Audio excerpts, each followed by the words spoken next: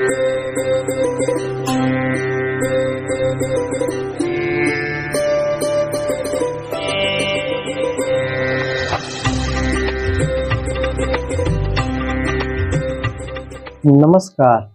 प्रिय दर्शकों, हाजिर हूँ मैं पूर्णिमा तिथि पर होने वाले कृत्य और वर्ष भर में कितनी पूर्णिमा होती है, उन पूर्णिमाओं का महत्व क्या है। जो 12, 13, 14 जितनी भी पूर्णिमाएं पड़ती हैं उनका महत्व क्या है, उन पूर्णिमा पर क्या करना चाहिए, इन सभी विषयों को लेकर। तो जैसे आप सभी जानते हो, भगवान श्री सत्यनारायण प्रचलित कथा है भगवान की, सभी लोग ज़्यादातर पूर्णिमा पर ही सुनते हैं। सबसे पहले भगवान सत्यनारायण को प्रणाम करते हुए उनकी बातों को व्याख्यान करें तो उस दिन भगवान की कथा सुनने का विशेष महत्व है। कहते हैं यदि कोई साहित्य, वैसे तो लिखा गया है सत्यनारायण कथा में, यस्मिन कस्मिन दिने मर्त्यो भक्ति श्रद्धा समन्वितः, कि जिस दिन मनुष्य के अंदर भक्ति भाव उत्पन्न हो जाए, हमें आज भगवान की कथा सुननी है, उस दिन तो कथा सुन लेनी चाहिए। किंतु विशेषकर पूर्णिमा तिथि का महत्व है। भारतवर्ष में अधिकतर लोग, वो भी उत्तर दिशा में, उत्तर प्रदेश और अधिकतर लोग पूर्णिमा के दिन ही भगवान की कथा सुनते हैं। भाई दक्षिण भारत में क्या रहा है वो तो नहीं बता सकता, किंतु उत्तर भारत में अधिकतर लोग पूर्णिमा के दिन ही भगवान की कथा सुनते हैं। तो कैसे सुननी चाहिए आप सभी जानते हो। भगवान का पूजन पाठ करके अपने परिवार वालों के साथ भगवान की कथा सुननी चाहिए। प्रसाद लेकर ही भगवान कथा उठना चाहिए उनके आसन से। देर हो रही हो तो पंचामृत ही ले ले, किंतु थोड़ा सा प्रसाद लेकर तभी जाना चाहिए कहीं पर। तो हमारी अभी बात चल रही है कि वर्ष भर में कितनी पूर्णिमा होती है। आप सभी जानते हो साल के 12 महीने तो 12 पूर्णिमा होती है, किंतु यदि किसी वर्ष अधिक मास पड़ जाए, मलमास पड़ जाए, तो वहाँ पर एक अमावस्या या पूर्णिमा बढ़ जाती है। जैसा भी सिस्टम हो, एक अमावस्या या पूर्णिमा बढ़ जाती है, किंतु सामान्य रूप से वर्ष भर में 12 पूर्णिमा बतलाई गई है। हमारे हिंदू पंचांग में, हिंदू कैलेंडर में एक महीने को 2 भाग में विभाजित किया गया है, शुक्ल पक्ष और कृष्ण पक्ष। शुक्ल पक्ष के जो 15वीं तिथि होती है वो पूर्णिमा के रूप में होती है, और जो कृष्ण पक्ष की 15वीं तिथि होती है वह अमावस्या के रूप में होती है।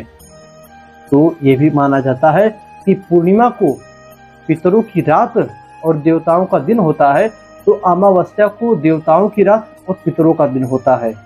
इसलिए पूर्णिमा के दिन देवताओं का पूजन और अमावस्या के दिन पितरों का पूजन महत्व है, इन दोनों का महत्व है। बात कर ले सबसे पहले चैत्र पूर्णिमा की। तो सबसे पहले माह चैत्र पड़ता है, उस दिन जो पूर्णिमा पड़ती है, उस पूर्णिमा के दिन पर भगवान परम बलशाली हनुमान जी की जयंती होती है, जिसे चैत्र पूर्णिमा के नाम से जाना जाता है, हनुमान जयंती के नाम से जाना जाता है। जल्द ही बीता है। उस दिन देश भर के लोग, सभी सनातन हिंदू, भगवान हनुमान जी की विधिवत पूजा पाठ करते हैं, उनका जयंती धूमधाम से मनाते हैं।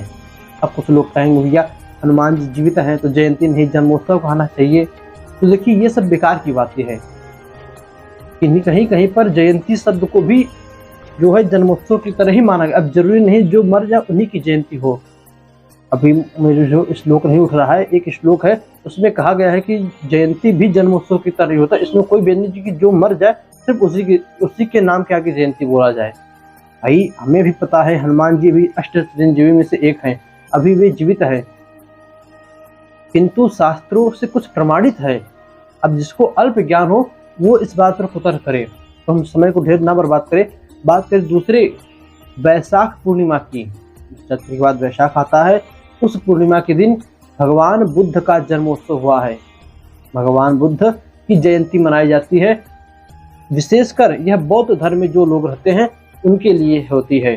जैसे हमारे लिए हनुमान जयंती है, उसी प्रकार से उनके लिए बौद्ध जयंती होती है, बौद्ध लोगों के लिए। बात करें तीसरे व्रत की, तीसरा महीना होता है ज्येष्ठ का महीना। उस दिन ज्येष्ठ पूर्णिमा पड़ती है। अब देखिए दक्षिण भारत में ज्येष्ठ में पूर्णिमा के दिन ही, ज्येष्ठ पूर्णिमा के दिन ही दक्षिण भारत में औरतें जो है वट सावित्री की पूजा करती हैं, किंतु उत्तर भारत में हमारे यहाँ लोग जो है अमावस्या के दिन वट सावित्री का पूजन करते हैं। यह पूजन खासकर अपने पति की लंबी उम्र के लिए होता है, जिससे सुहागिन महिलाएं धारण करती है। इसके बाद आषाढ़ पूर्णिमा आती है। इस दिन हम लोग अपने भगवान सदगुरु देव की पूजन करते हैं। इस दिन व्यास जी का जन्मोत्सव मनाया जाता है। कहते हैं इस दिन व्यास जी इस धराधाम पर जन्म लिए थे, इसलिए कहीं कहीं जगह पर लोग व्यासपीठ का भी पूजन करते हैं। जो आपके गुरु हैं, आपने जिस गुरु से मंत्र लिया है या दीक्षा ली है, उन गुरु का पूजन होता है। अगला आता है सावन का पूर्णिमा, परम पवित्र भोलेनाथ का पर्व सावन का पूर्णिमा। उस दिन रक्षाबंधन का विशेष पर्व होता है। वही बहनें अपने भाइयों की कलाई पर राखी बांधती है और ये भी मान्यता है कि जब राजसूय यज्ञ में शिशुपाल भगवान कृष्ण को गाली दे रहा था, तो भगवान ने अपने सुदर्शन चक्र से जब उसका गर्दन काटा तो उस चक्र से उनके हाथ में खरोच लगी, जिससे कि उनके उंगली से जो है रक्त बहने लगा। उसी समय जब द्रौपदी ने भगवान के हाथ से उंगली से खून बहते हुए देखा, तो अपने साड़ी का पल्लू फाड़कर भगवान के हाथ पर बांधी, उंगली पर बांधी, हाथ पर बांधी। उसी दिन से ये रक्षाबंधन का पर्व प्रारंभ हुआ। इस दिन सभी बहनें अपने भाइयों के हाथ पर राखी बांधकर उनसे जो है अपनी आजीवन के लिए अपनी सुरक्षा की कामना करती हैं। इसके बाद भाद्रपद पूर्णिमा पड़ती है, जो कि उमा महेश्वर व्रत। दक्षिण भारत में अधिकतर और उत्तर भारत में कहीं कहीं जगह पर इस दिन जो है उमा महेश्वर व्रत मनाया जाता है। भाद्रपद मास के पूर्णिमा के दिन यह व्रत बहुत ही दक्षिण भारत में प्रचलित है। उसके बाद आता है आश्विन मास की पूर्णिमा, जिसे हम शरद पूर्णिमा के नाम से भी जानते हैं। आप जानते हो शरद पूर्णिमा के दिन खीर बनाकर छत पर रखने की बहुत बड़ी प्रचलन मात्र है। पुराणों के अनुसार उस दिन शरद पूर्णिमा की रात को भगवान ने अन्य गोपियों के साथ, राधा रानी के साथ महारास रचाया था। उस दिन चंद्रमा अपने 16 कला से परिपूर्ण होता है और पूरी रात उसके प्रकाश में अमृत टपकता है, जिसे हम खीर के रूप में अगले दिन प्रसाद के रूप में पाते हैं। अगली पूर्णिमा है कार्तिक माह की, जो कि पुष्कर राजस्थान क्षेत्र में इसका ढेर महत्व है। उस दिन जो है मान्यता है कि पुष्कर में एक सरोवर है, वहां पर स्नान करने से व्यक्ति के समस्त पाप, रोग, शोक का नाश होता है। इसलिए सारे तीर्थ घूमने के बाद पुष्कर क्षेत्र में भी स्नान करना बेहद जरूरी माना गया है, जो कि इस पूर्णिमा पर होता है। अगली पूर्णिमा है मार्गशीर्ष की पूर्णिमा, जो कि भगवान दत्तात्रेय, कर्नाटक में दक्षिण भारत में ढेर प्रसिद्ध है।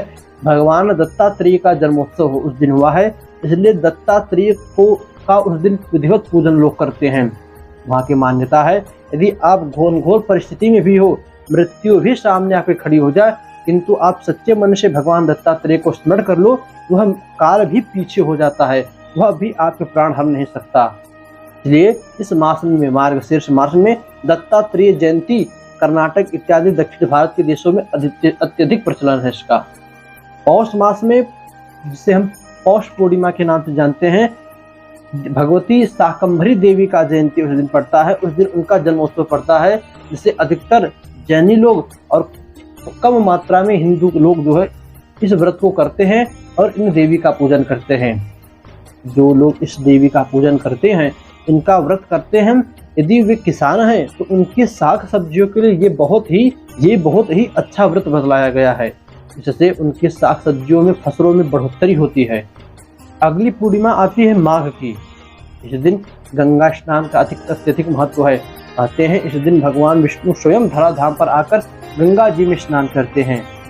इस मास में ठंडी अपनी चरम सीमा पर होती है, इसलिए स्नान के बाद गरीबों को कंबल दान, वस्त्र दान, जो भी कुछ आपके पास सामग्री हो, दान का विशेष महत्व बतलाया गया है। इसके बाद फाल्गुन, पूरे साल भर की आखिरी पूर्णिमा आती है फाल्गुन मास की, जिसमें होलिका दहन होता है।